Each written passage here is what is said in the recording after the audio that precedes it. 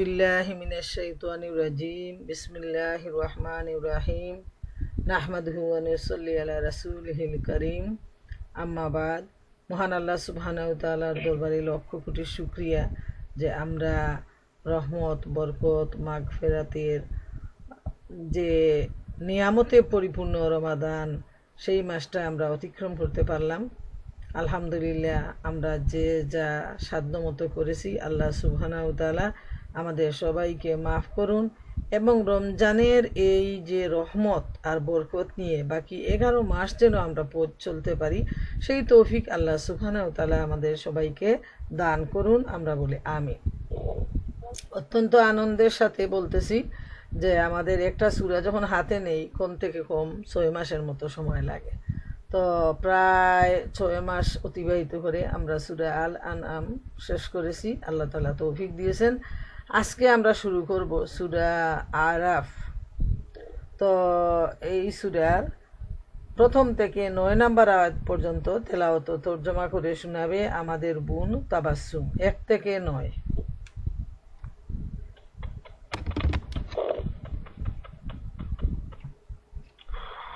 السلام عليكم ورحمة الله وبركاته. وعليكم السلام ورحمة الله وبركاته. أعوذ بالله من الشيطان الرجيم. بسم الله الرحمن الرحيم. ألف لام ميم صاد. كتاب أنزل إليك فلا يكن في صدرك حرج منه لتنذر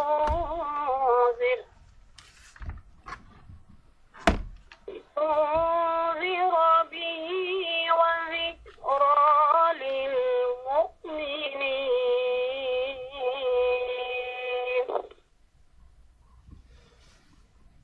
اتبعوا ما أنزل إليكم من ربكم ولا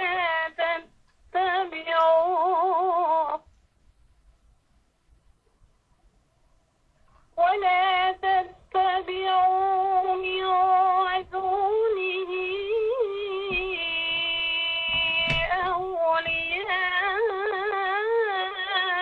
أولياء قليلا ما تذكرون.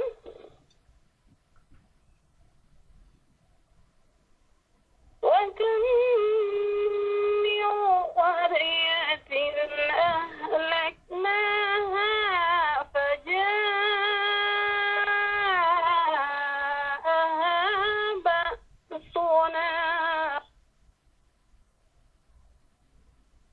بأسنا بياتا أو هم قائلون.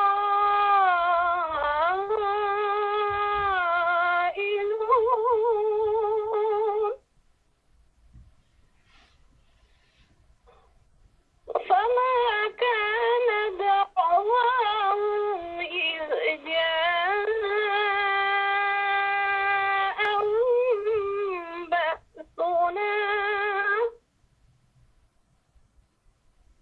بأسنا إلا أن قالوا إنا كنا ظالمين.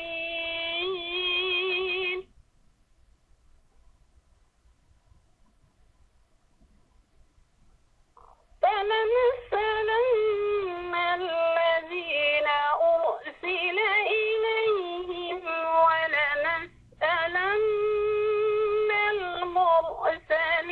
المرسلين.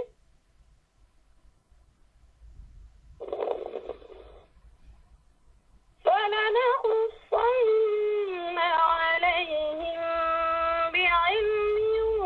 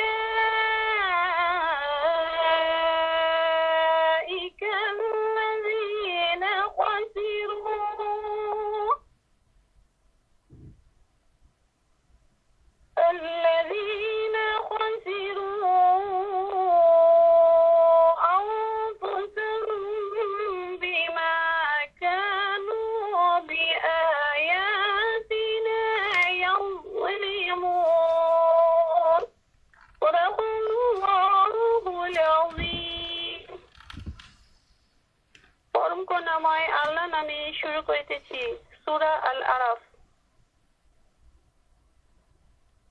আলিফ লাম মিম সাদ। এটি তোমার প্রতি নাজিল করা একটি কিতাব, কাজেই তোমার মনে যেন এই সম্পর্কে কোনো সংকোচ না থাকে। এটি নাজিল করার উদ্দেশ্য হচ্ছে এর মাধ্যমে তুমি অস্বীকারীদেরকে ভয় দেখাবে এবং মুমিনদের জন্য এটি হবে একটি স্মারক। হে মানব সমাজ, তোমাদের রবের পক্ষ থেকে তোমাদের উপর যা কিছু নাজিল করা হয়েছে তার অনুসরণ করো এবং নিজেদের রবকে বাদ দিয়ে অন্য অভিভাবকদের অনুসরণ করো না, কিন্তু তোমরা খুব কমই উপদেশ মেনে থাকো। কত জনপদ আমি ধ্বংস করে দিয়েছি, তাদের উপর আমার আযাব আকস্মাৎ ঝাঁপিয়ে পড়েছিল রাতের বেলা অথবা দিনের বেলা যখন তারা বিশ্রামরত ছিল। আর যখন আমার আযাব তাদের উপর আপতিত হয়েছিল তখন তাদের মুখে এছাড়া আর কোনো কথাই ছিল না যে সত্যি আমরা জালেম ছিলাম। কাজেই যাদের কাছে আমি রসুল পাঠিয়েছি তাদেরকে অবশ্যই জিজ্ঞাসাবাদ করব এবং রসুলদেরকে জিজ্ঞেস করব তারা পয়গাম পৌঁছিয়ে দেবার দায়িত্ব কতটুকু সম্পাদন করেছে এবং এর কি জবাব পেয়েছে। তারপর আমি নিজেই পূর্ণ জ্ঞান সহকারে সমুদায় কার্য বিবরণী তাদের সামনে পেশ করব। আমি তো আর সেখানে অনুপস্থিত ছিলাম না। আর ওজন হবে সেদিন যথার্থ সত্য, যাদের পাল্লা ভারী হবে তারাই হবে সফল কাম এবং যাদের পাল্লা হালকা হবে তারা নিজেরাই হবে নিজেদের ক্ষতি সাধনকারী, কারণ তারা আমার আয়াতের সাথে জালেম সুলভ আচরণ চালিয়ে গিয়েছিল। আল্লাহ যা বলেছেন সত্য বলেছেন। এতক্ষণ আমি আপনাদেরকে সূরা আল আরাফে 1 থেকে 9 নম্বর আয়াত পর্যন্ত তেলাওয়াত এবং তার তরজমা করে শোনালাম। এখন আমাদের বোন শ্রদ্ধেয়া ডাক্তার মালিকা বেগম উনি ওনার সংক্ষিপ্ত দাস পেশ করবেন। জাযাকাল্লাহু খাইরান। আলহামদুলিল্লাহ, আমরা সূরা আরাফের 1 থেকে 9 পর্যন্ত তেলাওয়াত ও তরজমা শুনলাম বোন তাবাসসুমের সুন্দর সুললিত কণ্ঠে।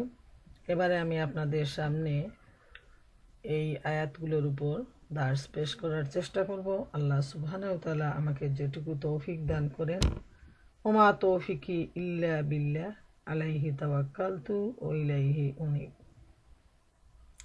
সূরা আরাফ নবী করিম সাল্লাল্লাহু আলাইহি ইসলামের মক্কি জীবনে অবস্থানকালে এই সূরাটি নাজিল হয়, তাই এটা মাক্কি সূরা। এই সূরাটির মধ্যে রয়েছে 206 আয়াত এবং 24টা রুকু। তো আসুন আমরা এবার আলোচনায় আসি। আলিফ লাম মিম সাদ।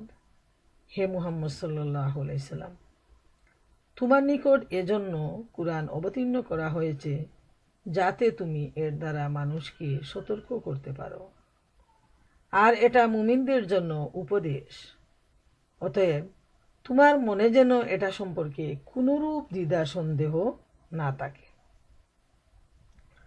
আল্লাহ রব্বুল আলামিন নবী করিম সাল্লাল্লাহু আলাইহি ইসলামকে উদ্দেশ্য করে বলছেন যে তুমি এই মহাগ্রন্থ আল কুরআনের মাধ্যমে যারা অবিশ্বাসী কাফের তাদেরকে তুমি আখিরাতের যে ভয়াবহ অবস্থা, অস্বীকারীদের জন্য যে দাউ দাউ করা জাহান্নামের আগুন তৈরি করে রাখা হয়েছে সে সম্পর্কে তুমি তাদেরকে ভয় দেখাও। আর যারা মুমিন তাদেরকে তুমি উপদেশ দিতে থাকো। তাদেরকে তুমি যেহেতু এই কুরআন হচ্ছে উপদেশ বাণী, উপদেশ ভান্ডার, এখানে যে জিকির শব্দটা আসছে এই জিকির শব্দের কিন্তু ব্যাপক অর্থবোধক শব্দ হচ্ছে এই জিকির। তো এই আয়াতে জিকির অর্থ হলো কুরআনকে বলা হয়েছে এবং এই কুরআনই হচ্ছে জিকির এবং মানুষের জন্য উপদেশের ভান্ডার, হেদায়েতের বাণী। জিকির নিয়ে কিন্তু অনেকে অনেক বিভ্রান্তির মধ্যে রয়েছে মুসলিম সমাজের। অনেকে ভাবে যে বসে শুধু আল্লাহ আল্লাহ আল্লাহ এই ধরনের যদি শব্দ করে উচ্চারণ করে তাহলে এর নামই জিকির, আর কুরআনে এই নির্দেশ দেয়া হয়েছে। কিন্তু এটা খুবই ভুল। যেমন সেদিন আমি ইউটিউবে দেখতেছি যে অনেকগুলা মানুষের সমন্বয়ে ওটাকে হালকা বলে জিকিরের মজলিসকে। তো ওরা ওই মজলিসে বসা, এবং একজন ঠিক মধ্যখানে বসছেন যিনি নেতৃত্ব দিচ্ছেন, আর তাকে অ্যারাউন্ড করে বাকি সব লোকগুলো বসে আছে, লম্বা লম্বা দাড়িওয়ালা, টুপিওয়ালা, পাজামা পাঞ্জাবি। এবং উনি যখন জিকির করতেছেন উনার সাথে সবাই এমনভাবে আল্লাহ বলতেছে আর কি, যে আল্লাহ শব্দ বুঝেই যাচ্ছে না। এবং সবাই যেভাবে একটা কনসার্ট হইলে বসে গাইতে গাইতে মানুষ দাঁড়ায় গাওয়া শুরু করে, তারপর মানে মাথা দুলায় হেলায়, যেভাবে খুশি ওইভাবে নাচার ভঙ্গি করে, ঠিক সেভাবে আল্লাহর নাম নিয়ে অজ্ঞ মূর্খ মুসলিমের মধ্যে এমন অনেকে রয়েছে যারা এই ধরনের মজলিসের আয়োজন করে থাকে, এবং তারা মনে করে এটাই সহি, এর মাধ্যমে তারা আল্লাহর জিকির করতেছে আর তারা আল্লাহর নৈকট্য অর্জন করবে। কিন্তু আমি অত্যন্ত দুঃখের সাথে বলতেছি যে এই কুরআন বিভিন্ন নামে আসছে। তা নিয়ে আমি আলোচনাই করেছি শুধু কোরআনের উপরে, এবং তার যে নামের গুরুত্ব, নামের অর্থ, কতগুলা নাম রয়েছে, এখন এটা আলোচনার বিষয় নয়। শুধু আমি এটাই বলবো যে অজ্ঞতার জন্য কিভাবে এই মুসলিম সমাজ একটা শব্দকে তার মানে যে তার শাব্দিক অর্থ নিয়ে তারা যেভাবে মানে অন্ধকারের মধ্যে রয়েছে, এবং যেভাবে তারা একটা বিরাট গ্রুপকে তাদের অনুসারী হিসাবে তারা চালিয়ে যাচ্ছে এই বিভ্রান্তির মধ্যে। এরা সবাই কিন্তু বুলের মধ্যে হাবুডুবু খাচ্ছে, অন্ধকারের মধ্যে হাবুডুবু খাচ্ছে। এই জিকির শব্দের অর্থ হলো কুরআন, আর এখানে উপদেশ ভান্ডার হিসাবে আল্লাহ সুবহানাহু ওয়া তাআলা মহানবী সাল্লাল্লাহু আলাইহি ইসলামকে নির্দেশ দিচ্ছেন যে তুমি দ্বীনের প্রচার করো মানুষের কাছে, যারা অবিশ্বাসী, কাফের, মুশরিক, এদেরকে তুমি আখেরাতের আযাবের তুমি ভয় প্রদর্শন করো। আর যারা মুমিন তাদের জন্য এটা হচ্ছে উপদেশ ভান্ডার, তাদেরকে তুমি রিমাইন্ডার দাও। যেমন আমরা মুমিন, আমরা মুসলমান, আমরা কেন প্রতিনিয়ত কোরআন নিয়ে চিন্তা করি, কোরআন নিয়ে আলাপ আলোচনা করি, কোরআন নিয়ে কেন দার্স দেই, কেন কোরআনের মজলিসে বসি, মানুষকে কেন কোরআনের দাওয়াত দেই? আমরা তো ইমানদার, আমরা তো মুসলমান। তাইলে আমাদের দায়িত্ব কি শেষ হয়ে গেল? না, আমাদের দায়িত্ব শুরু হলো। যেহেতু আমরা ইমানদার, অতএব আমাদের দায়িত্ব হলো আমাদের জন্য এই কোরআন আসছে, আমরা যেন কোরআনকে বুঝি, তার উপর আমল করি, এবং একজন আরেকজনকে আমরা রিমাইন্ডার দিই। যেহেতু আমরা ইমানের সীমানায় চলে আসছি আলহামদুলিল্লাহ, এখন আমাদের দায়িত্ব হলো এই কোরআনকে মেনে চলা এবং একজন আরেকজনকে রিমাইন্ডার দেয়া যে আসো, আমাদের মধ্যে অনেক ভুল ত্রুটি রয়ে গেছে, আমরা এগুলো সংশোধন করি। এবং সংশোধনের রাস্তা হিসাবে যে আল্লাহ রব্বুল আলামিনের পক্ষ থেকে যে নিয়ামতে পরিপূর্ণ রত্নভাণ্ডার, উপদেশ ভাণ্ডার, সেটা হলো মহাগ্রন্থ আল কুরআন। এই কুরআন থেকেই আমাদের জীবন চলার পথ আমরা অনুসরণ করি। সুবহান আল্লাহ। মানে আরেকটা বিষয় আল্লাহ তাআলা বলছেন যে তোমার মনে যেন এটা সম্পর্কে কোনরূপ দ্বিধা সন্দেহ না থাকে। এর কারণ হলো যে যারা অমুসলমান, কাফের, মুশরিক, যখন এই কুরআন নাজিল হয় তখন সেখানে হাতে গোনা কয়েকজন মুসলমান, আর সারা দেশের মানুষই ছিল অমুসলমান, কাফের, অবিশ্বাসী। তারা এই কুরআন নিয়ে নানা ধরনের কথাবার্তা তারা ছড়িয়ে দিত, যার ফলে আল্লাহ রব্বুল আলামিন মুহাম্মদ সাল্লাল্লাহু আলাইহি ইসলামের মনকে সান্ত্বনা দেওয়ার জন্য, মনের মজবুতির জন্য তিনি বলতেছেন যে এটা আল্লাহর পক্ষ থেকেই নাজিলকৃত উপদেশ ভাণ্ডার। এ সম্পর্কে যেন আল্লাহ রসুলের মনে কোনো ধরনের সন্দেহ না জাগে। কাফেররা যে ধরনের কথাই বলুক আর যত ধরনের অপপ্রচারই তারা করুক না কেন, এর মধ্যে ডুবে তারাই মারা যাবে, তারাই বিভ্রান্তির মধ্যে ডুবে মরবে, অন্ধকারের মধ্যে তারা পথ হারিয়ে অনন্ত অসীম জীবন আগুনে পুড়তেই থাকবে। কিন্তু আল্লাহর পক্ষ থেকে যা আসছে তাই হলো হক, এবং এই হকের দাওয়াত দেয়া আমাদের কর্তব্য। 3 নম্বর আয়াতে আল্লাহ বলছেন, হে বনি আদম, তোমাদের নিকট তোমাদের প্রতিপালকের পক্ষ হতে যা অবতারিত হয়েছে তোমরা তার অনুসরণ করো, আর তোমরা আল্লাহকে ছেড়ে অন্য কাউকে বন্ধু ও অভিভাবক রূপে অনুসরণ করো না। তোমরা খুব অল্পই উপদেশ গ্রহণ করে থাকো।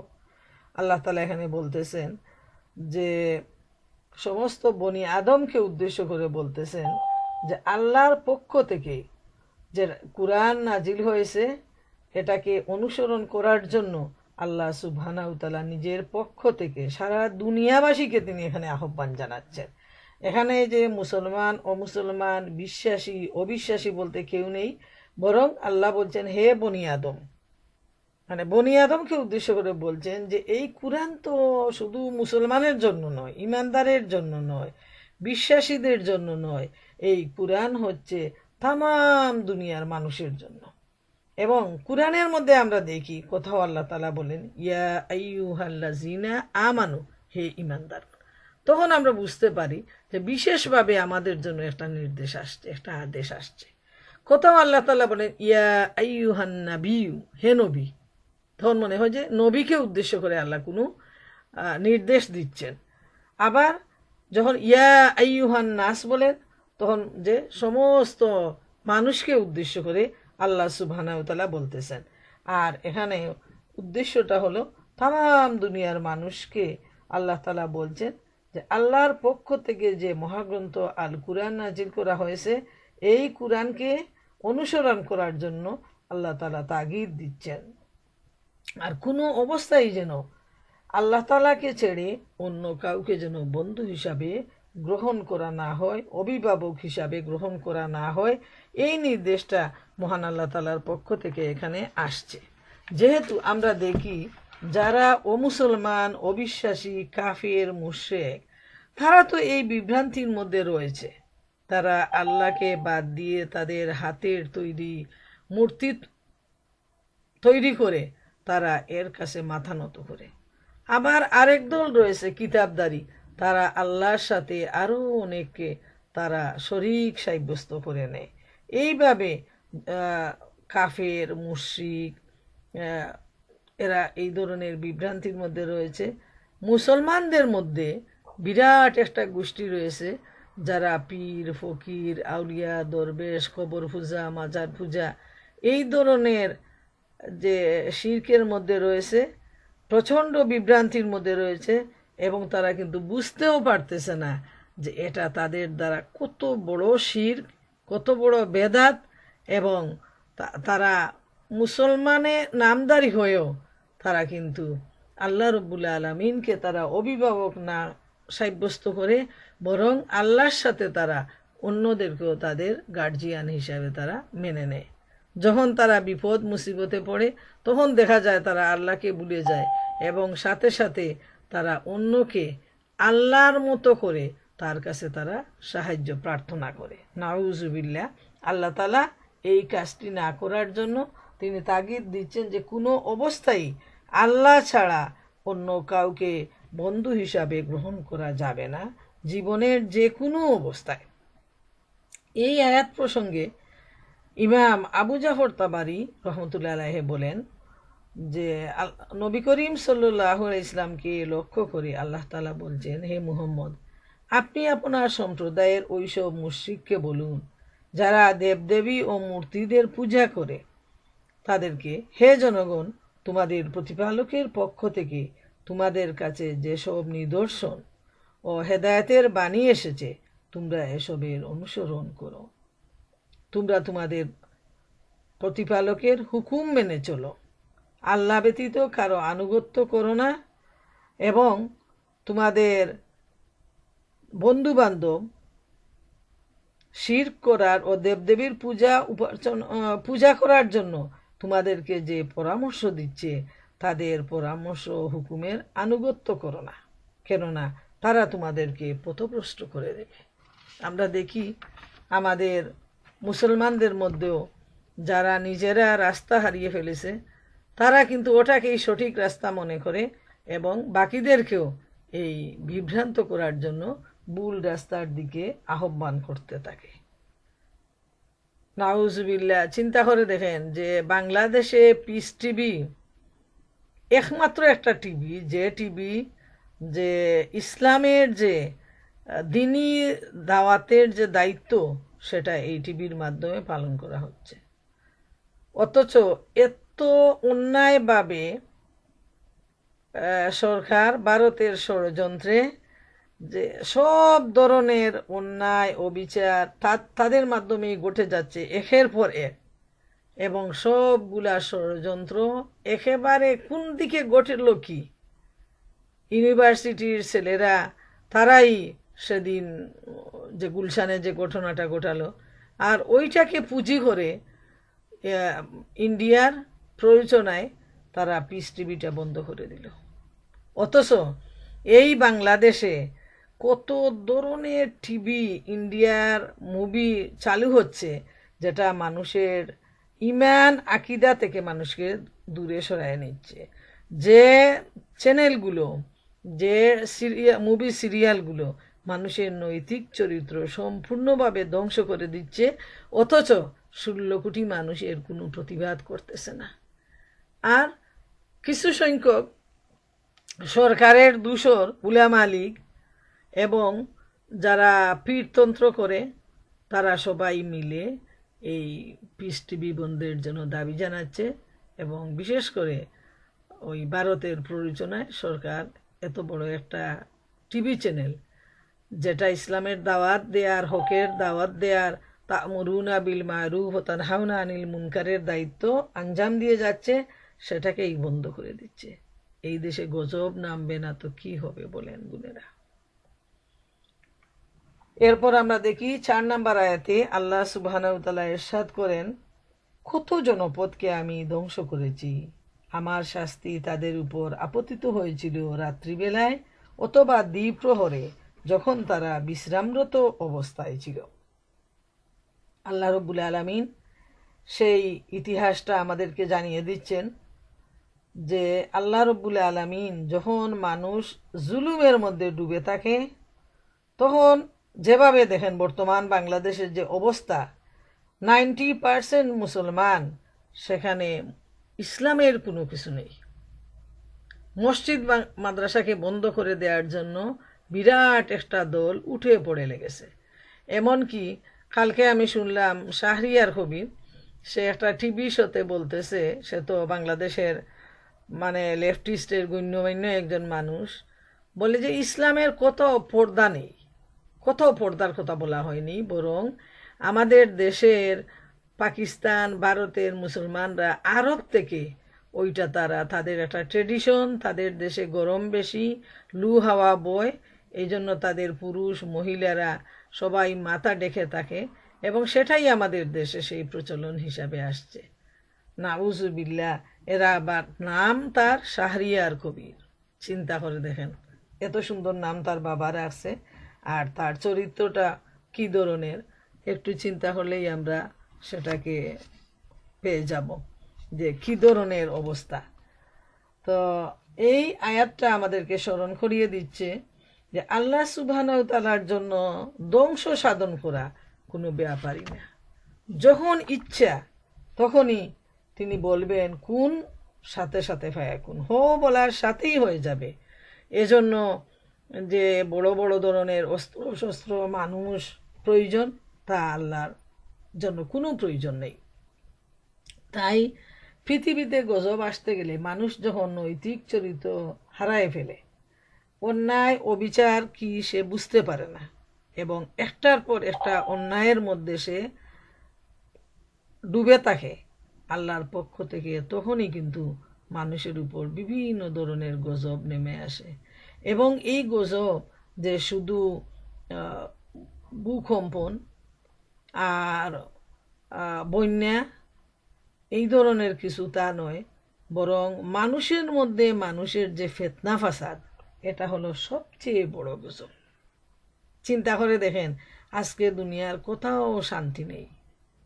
যত ভালো মানুষ, সব মানুষকে বাংলাদেশে তাকিয়ে দেখেন, আলিম উলামা যারা ইসলামের কথা বলে তারা সবাই জেলে বন্দি, তাদেরকে একের পর এক ফাঁসি দেয়া হচ্ছে। হ্যাঁ, এইভাবে যারা বাকি আছে ইসলামের স্কলাররা, তাদেরকে এখন ওয়াজ করা হচ্ছে যে কিভাবে তাদেরকে কোনো না কোনো অজুহাতে তাদেরকেও এরা অ্যারেস্ট করবে, জেলে পুরবে এবং গুম করবে। এইভাবে তারা যে একটা অন্যায় অবিচার যে ছড়িয়ে আছে, এজন্য শুধু গজব আসা সময়ের ব্যাপার, আর কিছু নয়, শুধু সময়ের ব্যাপার। যেমন আল্লাহ তাআলা কিভাবে মানুষকে গজব দিয়ে, এত শক্তিশালী জাতি পূর্ববর্তী জাতিগুলো, কিন্তু কিভাবে আল্লাহ তাআলা ধ্বংস করে দিয়েছেন সেটা আল্লাহ তাআলা ইরশাদ সূরা আজ জারিয়াতে আমরা দেখি।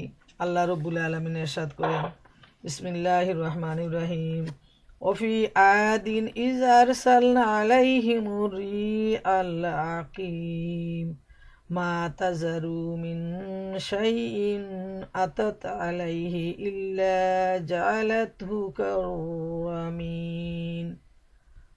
কাররামিম وفي ثمود إذ قيل لهم تمتعوا حتى حين فعتوا عن أمر ربهم فأخذتهم الصاعقة وهم ينظرون فما استطاعوا من قيام وما كانوا منتصرين।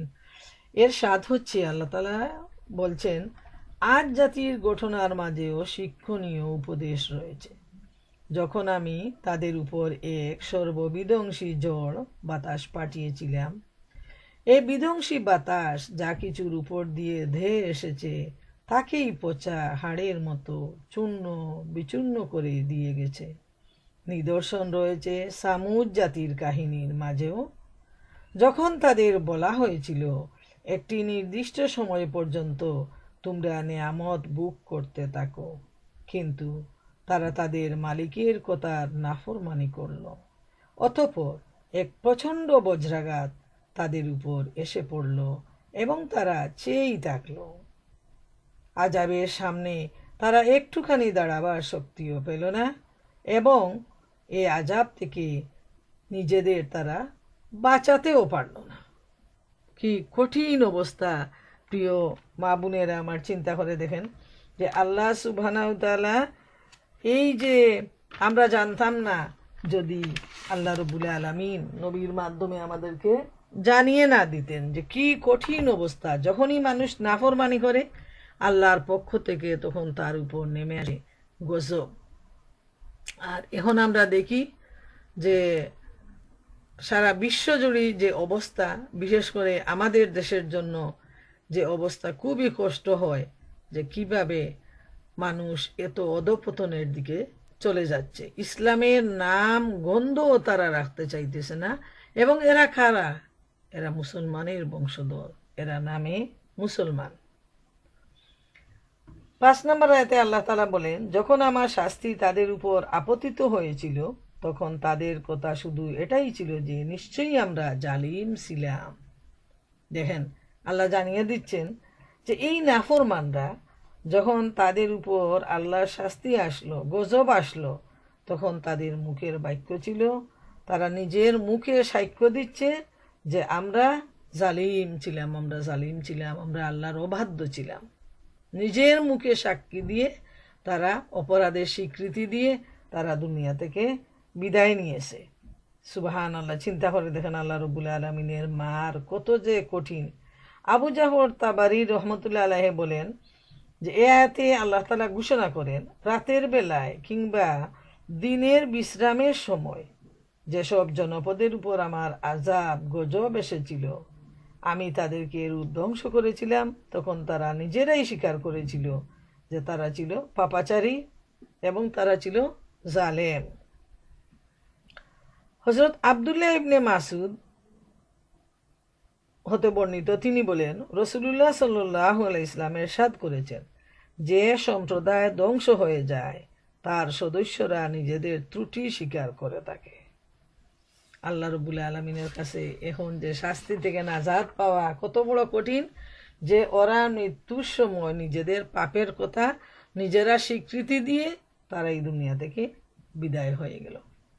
6 নম্বর আয়াতে আল্লাহ তাআলা ইরশাদ করেন, তারপর যাদের নিকট রাসূলুল্লাহ সাল্লাল্লাহু আলাইহি ওয়াসাল্লামকে প্রেরণ করা হয়েছিল তাদেরকে আমি জিজ্ঞেস করবই এবং রসুলগণকেও জিজ্ঞেস করবই। এখানে জিজ্ঞাসাবাদের ব্যাপারটা কিন্তু খুব কঠিনভাবে আসছে, যে যে সমস্ত জাতির উপর নবী রসুল প্রেরণ করা হয়েছে সেই সমস্ত জাতিকেও জিজ্ঞেস করা হবে যে তোমাদের কাছে কি আল্লাহ রসুল আসছেন, তারা কি তাদের দায়িত্ব আঞ্জাম দিয়েছেন, তারা কি তোমাদেরকে নেক কাজের দিকে আহ্বান জানাচ্ছেন, তারা কি তোমাদেরকে অন্যায় অবিচার থেকে বিরত থাকার জন্য তারা কি তোমাদেরকে উপদেশ দিয়েছেন, নসিহত করেছেন। এইভাবে সেই জাতিকে আল্লাহ তাআলা সাক্ষী নিয়ে নেবেন যে আল্লাহর প্রেরিত রসুলরা যখন আসছেন তারা কি তাদের সেই দায়িত্ব আঞ্জাম দিয়ে গেছেন। আর অবশ্যই আমরা সাক্ষী দিব যে যুগে যুগে নবী রসুলরা এসে আল্লাহ যেভাবে তাদেরকে নির্দেশ দিয়েছেন ঠিক সেভাবেই তারা নিজেদের দায়িত্ব তারা আঞ্জাম দিয়ে দুনিয়া থেকে বিদায় নিয়েছেন। আরেকটা বিষয় হলো, এখানে দুইটা বিষয়, যে শুধু নবী রসুলের যে জাতির যারা, শুধু তাদেরকে নয়, উম্মতদেরকে নয়, উম্মতদেরকে এখান থেকে জিজ্ঞেস করা হবে রসুলরা দায়িত্ব পালন করেছেন কিনা। আবার রসুলগণকেও জিজ্ঞেস করা হবে যে তারা যে দায়িত্ব আদায় করেছেন তাদের উম্মতরা কি সেই দায়িত্ব পালন করেছে, উম্মতরা কি ঈমান গ্রহণ করেছে, সেটাও আল্লাহ রব্বুল আলামিন রসুলদের থেকে এই সাক্ষী নেবেন। মানে সাক্ষীর সিলসিলা এত সুন্দর, এত ত্রুটিহীন যে আমরা চিন্তাও করতে পারবো না যে এত সুন্দর সাক্ষীর সিলসিলা। নবী রসুলরাও দিবেন উম্মতদের ব্যাপারে সাক্ষী, আর উম্মতগণকেও সাক্ষীর ব্যাপারে জিজ্ঞেস করা হবে। যেমন সুদ্দি রহমতুল্লাহ আলাইহে বর্ণিত এই আয়াতের ব্যাখ্যায় তিনি বলেন যে আল্লাহ তাআলা বলেন, উম্মতদের আমি প্রশ্ন করব রসুলগণের আনিত ধর্মকর্ম কতদূর তারা পালন করেছে। রসুলগণকে প্রশ্ন করব তারা কি তাদের সাথে প্রেরিত রিসালাত জনগণের কাছে পৌঁছে দিয়েছেন। দুই দলকেই জিজ্ঞেস করা হবে। আর এই আয়াত প্রসঙ্গে হযরত মুজাহিদ রহমতুল্লাহ আলাইহে তিনি এর ব্যাখ্যায় বলেন যে আল্লাহ তাআলা এই আয়াতে বলছেন, আমি উম্মতদের প্রশ্ন করব তারা কতদূর আদেশ পালন করেছে, তারপর তাদের কাছে যেসব নবী রসুলকে আমানতদার হিসাবে প্রেরণ করেছিলাম তাদের প্রশ্ন করব তারা কি তাদের দায়িত্ব যথাযথ পৌঁছে দিয়েছেন। সুবহান। 7 নম্বর আয়াতে আল্লাহ তাআলা ইরশাদ করেন, তারপর তাদের নিকট পূর্ণ জ্ঞানের সাথে তাদের কার্যাবলী বিবৃত করবই, আর আমি তো অনুপস্থিত ছিলাম না। আল্লাহ সুবহানাহু ওয়া তাআলা এখানে বলছেন যে আল্লাহ রাব্বুল আলামিন তো সব কিছু জানেন, তিনি সবই দেখতেছেন। এই পৃথিবীর মানুষ কি করতেছে, প্রতিটা মানুষের পুঙ্খানুপুঙ্খ হিসাব মহান আল্লাহ রাব্বুল আলামিনের জানা আছে। ফেরেশতারা লিখতেছেন, প্রতিদিন তার কাছে সমস্ত রেকর্ড যাচ্ছে। কিন্তু এরপর আল্লাহ সুবহানাহু ওয়া তাআলা বলছেন যে আমি তাদের যে আমলটা, তাদের যে বিবরণ, তারা দুনিয়ায় কি করে এসেছে সেই আমলনামাটা আমি তখন তাদের সামনে পেশ করব, বাঁচার উপায় নেই। আর এই সাথে আল্লাহ বলছেন আমার তো জানাই আছে। কিন্তু আল্লাহ সুবহানাহু ওয়া তাআলা এত মেহেরবান যে আল্লাহর জানা আছে, আল্লাহ তাআলা সব খবর রাখেন, কিন্তু তিনি দৌড়ে দৌড়ে বলবেন না ফেরেশতাদেরকে যে অমুককে জান্নাতে দাও আর অমুককে জাহান্নামে দিয়ে দাও, আমি তো জানি তার খবর। না, নবী রসুলরা সাক্ষী, জমিন সাক্ষী, মানুষের হাত পা সাক্ষী, কত ধরনের সাক্ষীর সিলসিলা যে মানুষ সেদিন অবাক হয়ে যাবে, বুকা হয়ে যাবে যে আমি নিজের খবরে এতটুকু রাখি না, আমার আল্লাহ আমার খবর এত পুঙ্খানুপুঙ্খ জানেন। সুবহান আল্লাহ, সুবহান আল্লাহ।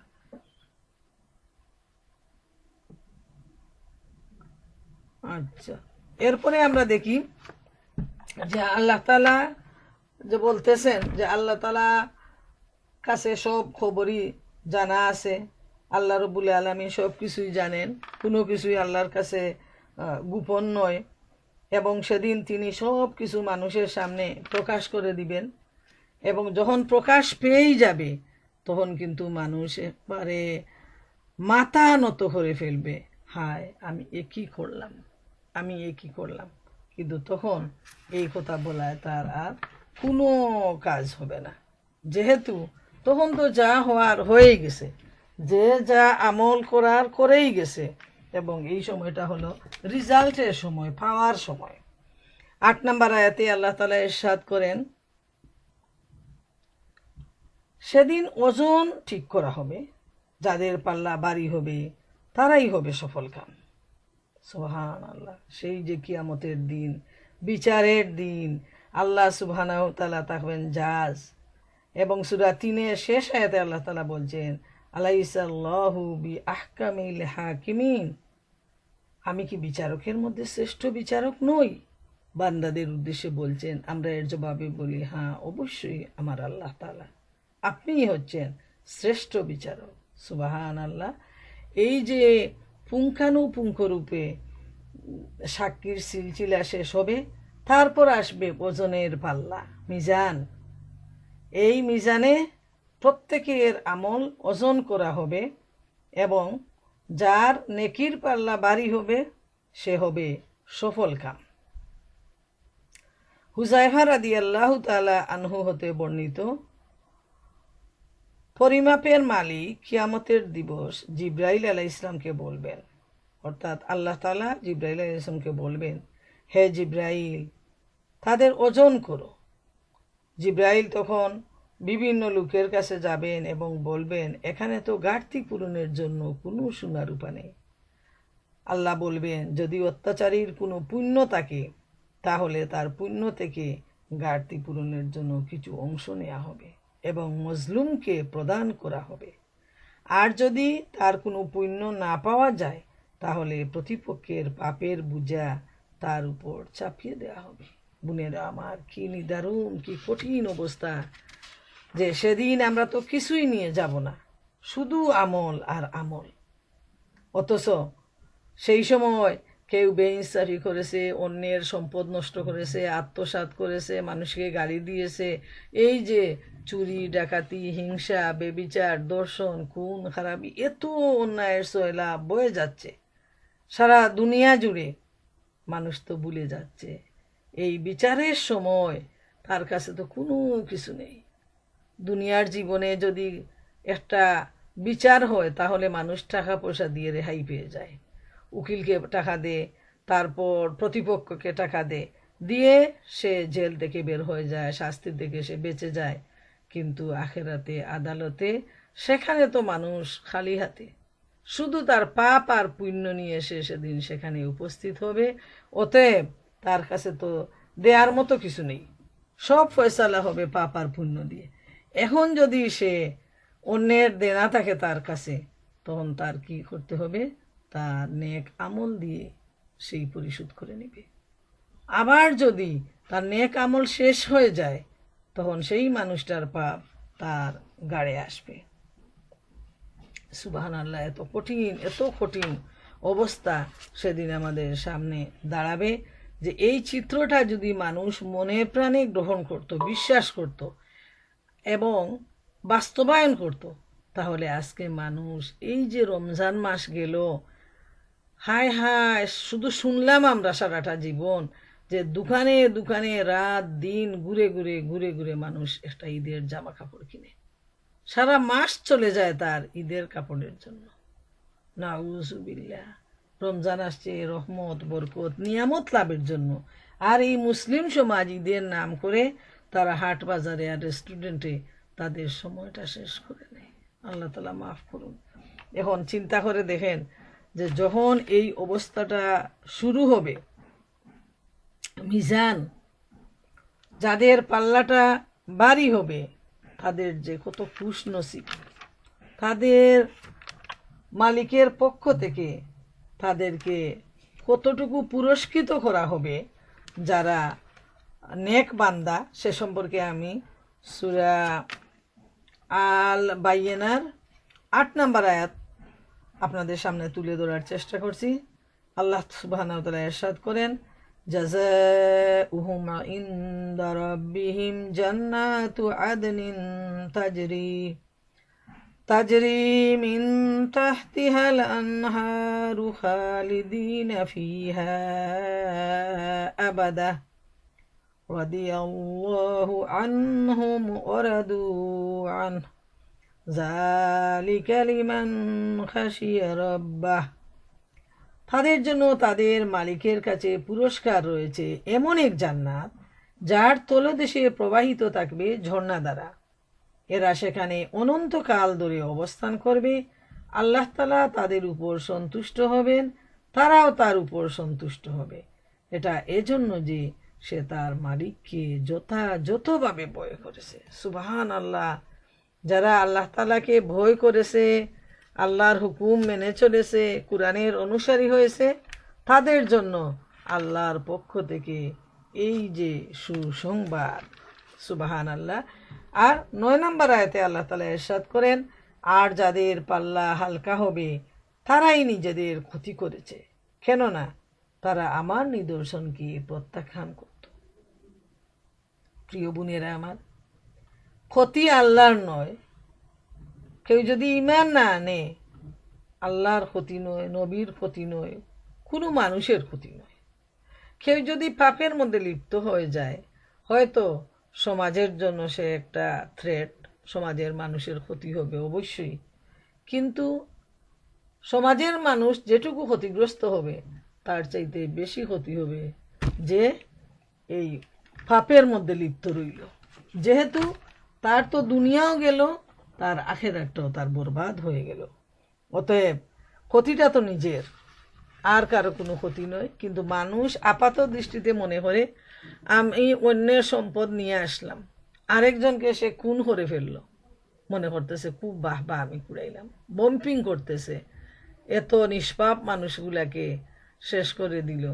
কিন্তু সে ভাবতেছে আমি তো আর কম না, আমি অনেক কিছু, আমার কোনো বিচার হবে না, সরকারের সাথে আমার যোগসাজশ আছে, আমার মন্ত্রীর সাথে আমার সম্পর্ক রয়েছে, অতএব আমি তো মন্ত্রীর লাঠিয়াল, আমার কোনো বই নেই।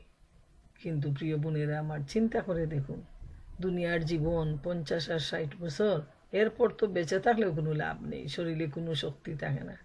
কিন্তু আখেরাতের অনন্ত অসীম জীবন, সেই জীবনের ব্যাপারে একটিবার কি চিন্তা করা প্রয়োজন নয়? যেমন একটা ছোট স্টোরি বলি, যে দুনিয়াটা কত ক্ষণস্থায়ী। মনে করেন একজন প্যাসেঞ্জার, সে নিউ ইয়র্ক থেকে টেক্সাস যাবে। হ্যাঁ, সে একটা রেস্ট এরিয়ায় উঠলো, উঠে দেখলো যে সেখানে বসার জায়গাটা এত সুন্দর না, ক্লিন না। সে তখন নিজেই ক্লিন করতে লেগে গেল।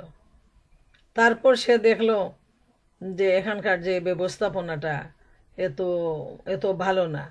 তখন সে সেই ভালো ব্যবস্থাপনার জন্য সে আবার পরামর্শ দিল, সে নিজেও কিছু সহযোগিতা করলো। তারপর দেখলো যে এই জায়গাটা অনেক নোংরা হয়ে আছে। তখন সে একটা ঝাড়ু আনলো, এনে ওই জায়গাটাকে খুব সুন্দরভাবে ঝাড়ু দিয়ে চেয়ার ডেস্ক যা আছে সবগুলাকে সুন্দরভাবে ক্লিন করে, ফ্যানটা ময়লা হয়ে আছে ওইটাকে আবার ক্লিন করলো, কোনোটা নষ্ট আছে ওইটাকে সে ঠিক করলো। সব যখন সে রেডি করলো, যেহেতু সে তো যাবে টেক্সাস, একটা বাসে যাবে সে, ওইখানে বিরতি, তো বিরতির জায়গায় এসে সে এই কাজগুলো সে করলো। তো যখন তার ঝাড়ু দেয়া, মুছা, গোসা সব ধরনের কাজ সম্পন্ন করে সে যখন ভাবছে এখন একটু রিল্যাক্স করি, ঠিক সেই সময় যে ট্রেন এসে যাবে বা বাস এসে যাবে নির্দিষ্ট জায়গায় গন্তব্যে, সেই বাস বা ট্রেনটা এসে গেল এবং তখন আর তার বসার সময় আর সুযোগ থাকলো না, সাথে সাথে তাকে উঠে চলে যেতে হলো। এখান থেকে যে শিক্ষাটা, এই ট্রেনটা হলো মৃত্যু, এই মৃত্যু তাকে ছিনিয়ে নিয়ে যেতে আসছে চিরদিনের জন্য। আর এই রেস্ট এরিয়াটা হলো তার দুনিয়ার জীবন। এই দুনিয়ার জীবনের ক্ষণস্থায়ী জেনেও আমরা কি করি, ওই দুনিয়ার জীবনকে সুন্দর, চাকচিক্যময়, আনন্দময়, উল্লাস যা কিছু পাওয়ার আমরা মনে করি যে এখানেই পেয়ে যাই, এটা হলো 99% মানুষের স্বভাব। আজকে আমি দেখতেছি একজন ফেসবুকে দিছে, আমাদের সিলেটে একজন বড় নামী ব্যবসায়ী, উনি একটা বাড়ি বানাইছে। উনার বাড়িটা 29টা বেডরুম, 29টা দেশের, মানে যে কি বললো, যে সাংস্কৃতিক যে কালচারের সাথে মিলিয়ে উনি ওই বেডরুমগুলা সাজাইছে, রেডি করছে। উনার বাড়ির যে ডিজাইনের জন্য 4টা দেশের ডিজাইনার উনি নিয়ে আসছে, এবং লোকজন বলতেছে যে কত কোটি টাকা যে হবে, কত বিলিয়নের উপর হবে বা বিলিয়ন হবে। তো উনাকে জিজ্ঞেস করতেছে, তো উনি তো আসলেই বুদ্ধিমান মানুষ। সাংবাদিকরা যখন উনাকে প্রশ্ন করতেছে, তো বলতেছে আমি তো হিসাব কিতাব রাখি না এইসবের, কত টাকা গেছে, ওইটা তো নিজের বাড়ি, হিসাবেরও কোনো প্রয়োজন নাই। আমার শখ হইল যে একটা বাড়ি করি, আমার ভাই বোন সবাই একসাথে হয়তো একসময় থাকতে পারবো। 14টা লিভিং রুম, আর এত বাড়ি আর কি, যে ওই বাড়ি নিয়ে দস্তুর মতে আলাপ আলোচনা চলতেছে। ওইটাকে বাড়ি বলা যায় না, রাজকীয় একটা প্রাসাদ, কোটি কোটি টাকা খরচ করে উনি করছে। চিন্তা করে দেখেন, উনার হয়তো সুযোগ হয়েছে, উনি এসে বসতেছে হেলিকপ্টার নিয়ে, উনার বিল্ডিংয়ের ছাদের উপর উনি নামছে। চিন্তা করেন উনার জৌলসটা কতটুকু। আমি চিন্তা করলাম যে উনার যে পরিমাণ টাকা, ওই টাকা যদি উনি সঠিকভাবে জাকাত আদায় করতো, তাহলে হয়তো সিলেটের যত গরিব আছে সবার ঘরে খাবার চলে যেত। হ্যাঁ, তো এই মানুষগুলা চিন্তা করে দেখেন, শুধু নিজেকে নিয়ে ব্যস্ত। অথচ আমরা একটা রেস্টেডিয়ায় আছি, আমরা একটা মুসাফিরখানায় আছি, ওইখানে যারা মুসা ঘর বাড়ি ফুলদানি সাজাইতে সাজাইতে দেখা যাবে মালাকুল মউত এসে দরজায় উপস্থিত। কোথায় কি রাখলাম, ব্যাংকে কত টাকা আছে, ক্লোজেটে কতটা শাড়ি আছে, অলংকার কতখান আছে, কাউকে বলে যাওয়ার আর সুযোগও হয় না। আল্লাহ, তুমি আমাদেরকে মাফ করো। তো 9 নম্বর আয়াতে আল্লাহ বলছেন যে যাদের পাল্লা হালকা হবে তারাই নিজেদের ক্ষতি করেছে, কেননা তারা আমার নিদর্শনকে প্রত্যাখ্যান করত। এর চাইতে বড় আফসোস আর কি।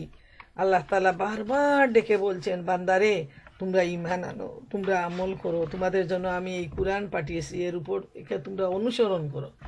কিন্তু মানুষ সব ভুলে গিয়ে শুধু এই দুনিয়া দুনিয়া নিয়ে মানুষ এত পাগল, এত ব্যস্ত হয়ে গেছে যে দুনিয়ার প্রতিযোগিতা তাদেরকে অন্ধ করে ফেলেছে।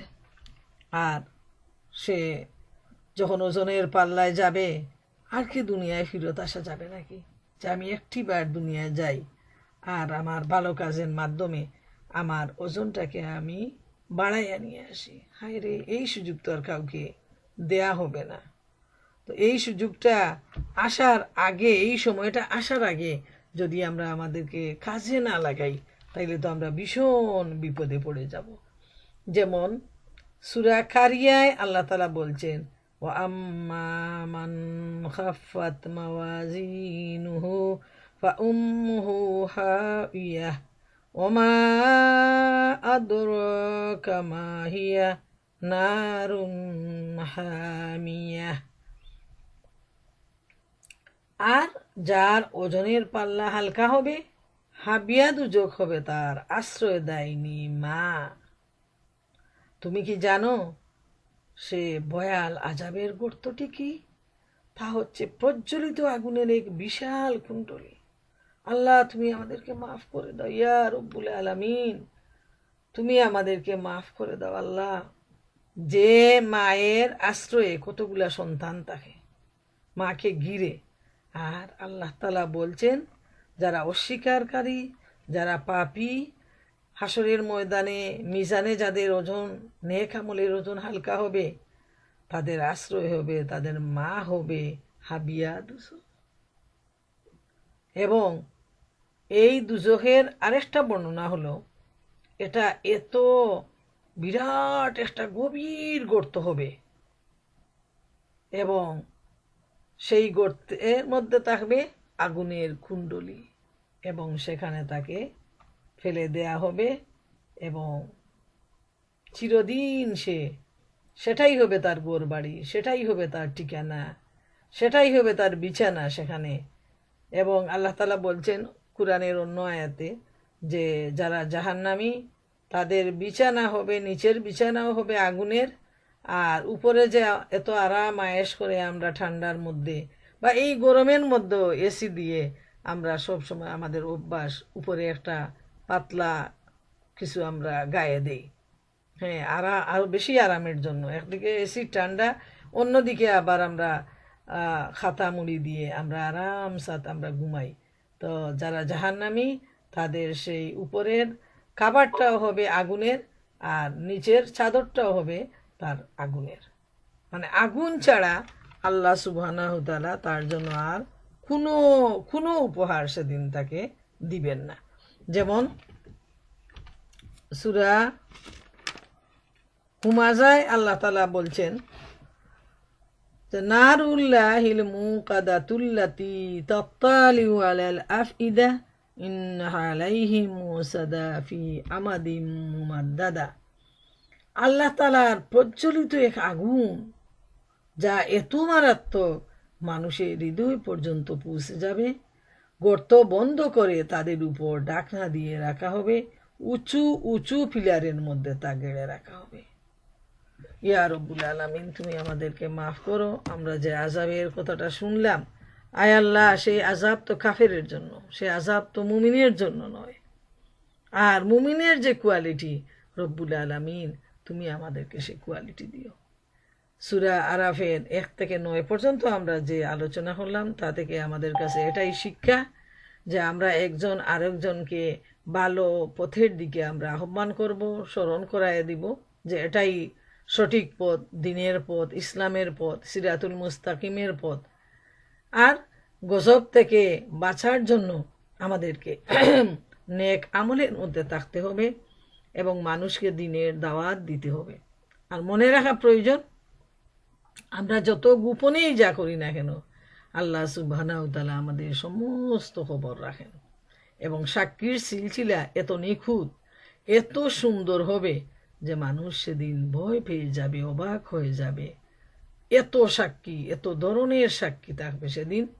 তো আল্লাহ তাআলা আমাদেরকে এই তৌফিক দিন, আমরা যেন নেক আমলের বিরাট ওজনওয়ালা আমল নিয়ে সেদিন যেন হাসরের ময়দানে মিজানে গিয়ে দাঁড়াতে পারি। আল্লাহ সুবহানাহু তাআলা আমাদেরকে সেভাবেই সফল কাম হওয়ার তৌফিক দিন। আর আল্লাহ তাআলার কাছে আমাদের এই দুয়া, রব্বুল আলামিন তুমি যা পছন্দ করো, যেভাবে পছন্দ করো সেভাবে তুমি আমাদেরকে চলার তৌফিক দিও। আল্লাহ তুমি আমাদেরকে তোমার দিনের পথে কবুল করে নাও। আর যে জাহান্নামের ভয়াবহ কঠিন অবস্থার কথা আমরা জানলাম, তা থেকে তুমি আমাদেরকে মুক্তি দাও এবং নিয়ামতে পরিপূর্ণ জান্নাতের মেহমান হিসাবে তুমি আমাদেরকে গ্রহণ করে নিও। ওয়া আখিরু দাওয়ানা আনিল হামদুলিল্লাহি রাব্বিল আলামিন।